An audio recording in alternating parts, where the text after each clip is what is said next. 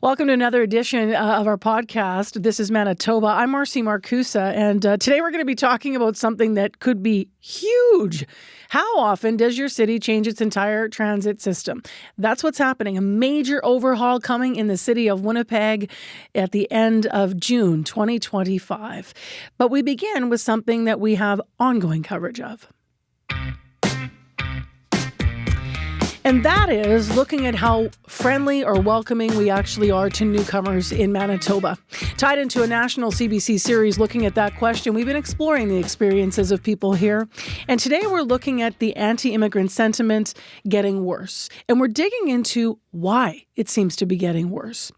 I spoke with University of Manitoba sociologist Lori Wilkinson to get some insight on this. She holds a Canada Research Chair in Migration Futures. Can I just start with what might be a big question, but how has anti-immigration anti-immigrant sentiment, in your view, changed in Manitoba and shifted? Well, Manitoba, much like the rest of Canada, the attitude towards migration has taken a nosedive in the last 6 to 9 months. This is a phenomenon that's going around the world, but it's increasing now in the last year or so. I thought you were going to say maybe in the last 6 to 9 years or in the last 5 years, in the last 6 to 9 months. So what are some of the contributing factors to that? Well, I think as the economy hasn't rebounded from the pandemic the way we expected, attitudes towards the welcomingness that we have for newcomers actually go down in times where there's economic uncertainty. And then we have political uncertainty both on the national scene, but also on the international scene. And so when politics becomes uncertain, then people become a little more fearful or reserved about newcomers. Why do you think that more people are noticing this now? Well, there's a lot of factors. So as I mentioned before, when unemployment goes up, people tend to become a bit more fearful, but some of our politicians have been contributing to this too. So immigrants become easy to blame for long-term problems that we've had in this country. And since immigrants can't vote, it's not politically too dangerous for politicians to just simply blame immigrants for things that have been neglected in our society for a long time. I'm going to bring up an example of the federal government here, and it's going to be the housing example, which will be no surprise to listeners or to viewers or yourself here. But obviously, the federal government last year, when they announced a sharp cut to the number of immigrants allowed into the country, that will be experiencing in 2025, one of the things they put forward was housing. They tied it directly to sort of housing shortages. How does that contribute to the trends we're seeing in the negative attitudes? Well, it definitely does, right? Because it becomes easy to blame newcomers. And from a common sense perspective, when we're adding more people to our country, we need more housing. But the issue is actually far more complicated, and it's actually more longer term than what they would lead you to believe. So housing is actually a provincial jurisdiction, and we've had a housing problem for 40 years. Housing costs have gone up, vacancy rates have gone down, and it just seems that our provincial politicians haven't done much to address the situation. And it became a crisis point in the pandemic. And so in normal times, I guess, so to speak, we have a churn of people through rental market that as they are able to save down payments for housing, they move out of that rental market into housing. The problem is that the housing market, the prices increased so dramatically that the people who would have filtered out of the rental system and into the beginner housing system are priced out of that system. So now you have a group of people who would have normally have moved out of rental housing by this period of time, and they just simply can't. And this has contributed or added to the already long-term problem that we had in terms of housing affordability and a housing availability. The other issue is geographic context. So we have to be very careful about what we're talking about, because the housing context in Winnipeg is far different than the housing context, say, in Vancouver or Toronto. I'm not saying it's great in Winnipeg. We've got lots of problems, but our problems are different and they're of a different magnitude. pardon me if this is offensive to some listeners or viewers, but if you hear someone saying, I don't have a house because we need these houses for newcomers, and that or they are the reason, and that othering begins, is that the kind of slide you're talking about that can, some of these federal announcements, if they're tied together at that level, that can contribute to not understanding the full complex picture? Sometimes I think some people mistakenly believe that if we give to one group of people, it takes away from another group of people. And actually, if you give to a group of people in need, they cost us less in terms of resolving this situation. And the other issue is not many people know how immigration works, how immigrants live, and I don't blame them, right? Like, why would they know? I can give you the best example I can give you is with international students who seem to be taking the brunt of the discussion about housing. International students live very differently than Canadians do. They are more likely to live together in, say, 1 or 2 bedroom units, and Canadians tend to need bigger units and differently situated units, like not close to schools. And so we're finding in Winnipeg, for instance, that the number of international students that dropped this year, we're about 40% lower than we were in 2023. There's actually lots of housing available for the type of housing that students need. So there's many of our residences are only 60% capacity right now. Immigrants and international students become just an easy scapegoat for politicians to blame for something that actually is far more complicated. And we shouldn't blame the public for not knowing how the rental system works, or how the immigration system works, or how international students live and where they live, because they don't need to know that. I want to ask an attitude question, because we know that newcomers have always had to sort of worry about housing, meaningful work, of course.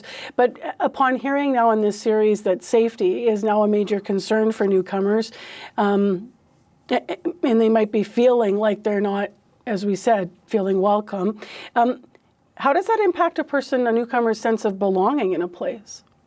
Oh, it totally negatively affects that. Like, why would you want to stay in a society where the minute you step out of your home, you could be subjected to all kinds of racist name calling, or maybe, you're fearful of assault, you have difficulty finding a job, or somebody doesn't want to rent a place to you because of the color of your skin. So it absolutely affects the immigrants, but it negatively affects Canadians too. So when you have a rise in xenophobia against immigrants, a rise in racism, rise in Islamophobia, anti-Semitism, that all comes hand in hand. Hate moves together. And so Canadians who are here, who are not immigrants, are going to be affected by this attitude, because if it's easy for us to be xenophobic towards immigrants, really, it doesn't stop people from being racist. It doesn't stop them from being homophobic, Islamophobic, anti-Semitic. We have a survey that was commissioned by CBC. It spoke to a small sample, but it did find that nearly half of the respondents said they would leave the province for another province if given the opportunity. How does that fit in with what you're seeing, or not? So I think depending on how they defined opportunity, if they defined opportunity as job, which many of them would have, that number isn't actually much higher than it used to be. And it's not much higher if you ask Canadians about that too. So if you ask Manitobans about leaving the province for other opportunities, actually more people born in Manitoba would leave for another opportunity than immigrants would. And I think that's getting lost in all of this discussion about immigrant retention. Is Manitoba has a retention issue that is bigger for its young people than it does for immigrants. So immigrants are far more likely to stay in Manitoba if they have a job than young people, because they have trouble finding jobs. Obviously, we're in an election year. How do you think the topic of immigration is going to play out at the polls? I think it was a big discussion point for our last election. I think it will continue to be a big discussion point. I think the way that we're talking about immigration, way the Americans are talking about immigration, it becomes a point of fear, and nothing brings people out to the ballot box more than fear. So I don't expect that the discourse is going to get much better. I would like the discussion to get more positive and to be more factual, because we're throwing around a lot of information that is not actually true. It's not backed up by the evidence that the government has. I don't think we can be cavalier about this. We can't ignore this issue. What do you hope anyone listening today takes away from our conversation today? Just to know that immigrants are not a burden on our society. If you look at the cost of resettling an immigrant or a refugee, the first couple of years is expensive, but most of them will come before the age of 35. Most of them will have labor market histories of 25, 30, 40 years before they retire. They arrive here more healthy than Canadians because they have to go through a health screening and a criminal background check. And the bottom line is that the small investment that we make monetarily and socially to help immigrants integrate into society when they arrive actually benefits us, because over their lifetime, the average immigrant pays more in taxes than they ever take out in terms of social services, including the services that they use to settle here. That's Lori Wilkinson, sociology professor at the University of Manitoba.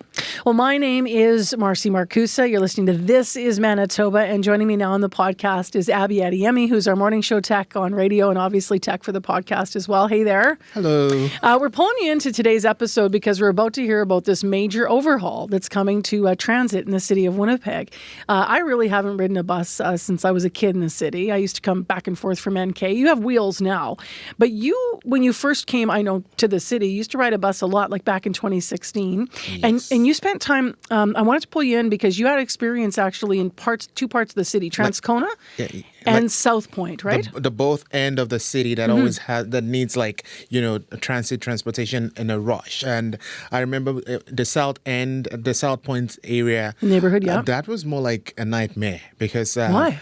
The buses in that region only comes twice in the morning. So if you miss either the 6:30 or I think one comes at 7:05, once you miss that, you have to walk all the way you need to walk for about 20 minutes to come to Pembina so you can catch any bus coming downtown. How far of a walk was that? That's about maybe... Like 10 minutes, 15, longer? 25. Really? Now picture that in winter. Yeah. You have to if you miss your bus, you need to walk 25 minutes all the way to Pembina to catch a bus. That's nasty. But Yeah. then the drama is different when I was in the Transcona end because there were buses available in that area. One nightmare I had was the one that would always stop in neighborhoods picking up students, and then the students take forever to get off the bus and you're on a clock to get to walk. I tried avoiding that one. I would go to KP Mall to take the express. Cullinan Place, yeah. Yeah, just to take the express downtown, and guess what? The express is already filled up from inside of Transcona. So the driver just comes, slows down, opens the bus, waves at you and tells you it's full, and then he moves on. What does that feel like when you've been standing there waiting and it's like, oh, there's my bus, finally. And then it's like, open the doors. It's like, nope. Sorry. Honestly, I feel bad, but I understand they're already packed, sitting in there. But the driver just pops the bus and goes, sorry, it's full. And then he closes the door and they move on. That's been happening. We're talking about Abby's experience years ago, but this has in fact been happening all over the city for a lot of years. That is why, as we said, there's this major overhaul coming. For most of Winnipeg, everything, in fact, about Winnipeg Transit is about to change. So the overhaul to the system's been in the works. The changes take effect on June 29th. That's the date. The goal is to deliver better service to riders and obviously less of what Abby talked about with buses flying by people and being full. So that means more frequent stops along some of the major bus routes. City Councillor Janice Lukes for Waverley West spoke about the magnitude of this. This is the biggest change ever to transit that's coming. Virtually every bus stop will change. I don't know how to put it out there. I know when Portage and Main was undergoing construction, I went and said that it's going to be chaotic. And no one's there, and it's not chaotic. So I think that I have to say what's going to happen in transit at the end of June is going to be fundamentally earth-shattering. It's a huge change.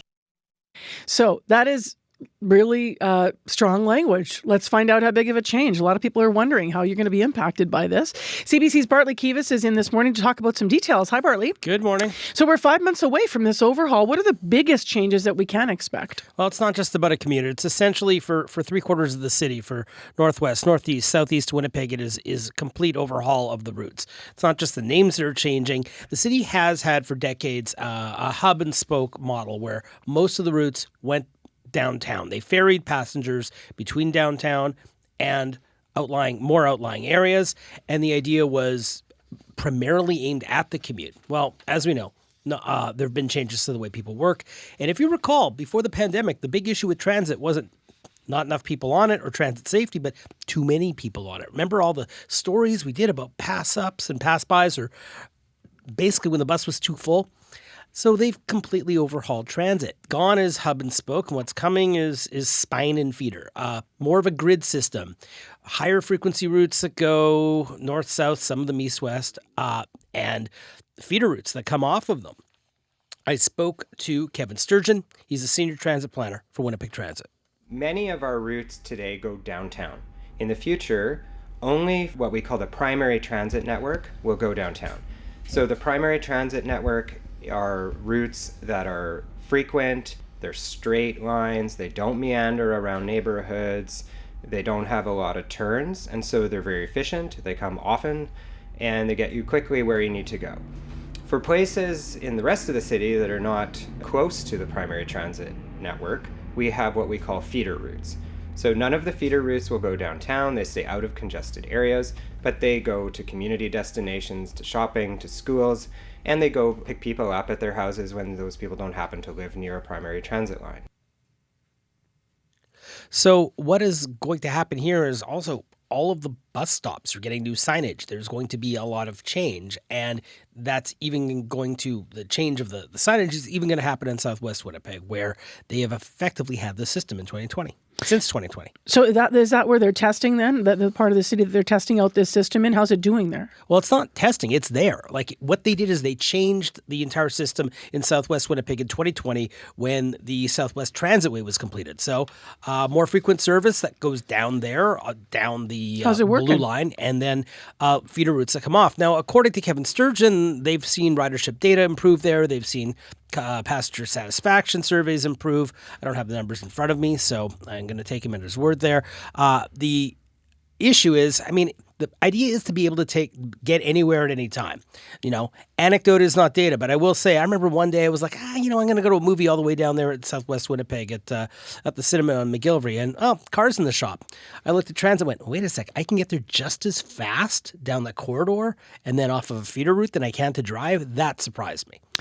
Councillor Janice Lukes, to look at this, the other perspective is saying that she does expect people will complain about three things. What are they? Well, she's expecting people to be in residential areas to be upset that if they had a bus going down their street that they were used to, that it may not be there anymore. We heard this when they were doing some feedback about this. We heard this in the Wolseley area. People sad about the number 10 bus going away.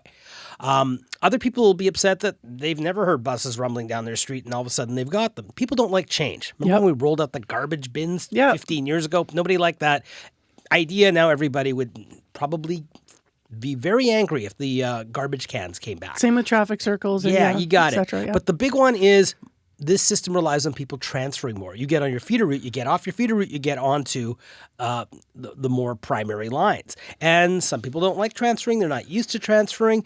And that is going to be something that people will probably complain about, according to Janice Lukes. But if there is more transferring because of the changes, has the city said anything about their plans for bus shelters? Because if you're transferring and you're waiting... In the winter, you need a bus shelter. So there's some plans to add bus shelters now. They're going to be looking at passenger data, they being Winnipeg Transit. And Councillor Lukes says it might take a year before they determine where these things are actually going to go. But this gets complicated because in the last few years, the city has gotten rid of a lot of transit shelters because they were being used as shelters by people who don't have homes.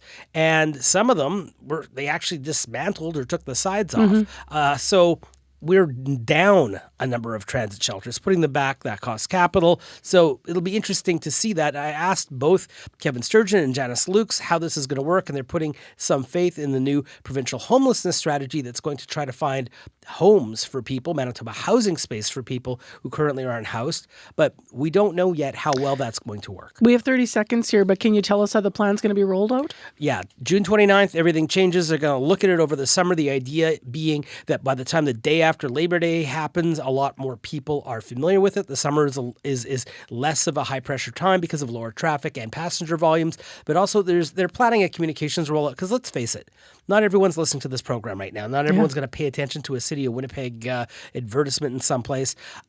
They are going to hope that people pay attention. And Kevin Sturgeon says if worse comes to worse, people will see all that new signage at bus stops. And this will change your daily life, right? If you take the bus. All right, Bartley, thank you. You're more than welcome. Bartley Kives, reporter with CBC Manitoba. Well, thanks for tuning into the podcast today. Again, I'm Marcy Markusa with Abby Adiemi on the pod as well today. And don't forget to like and share.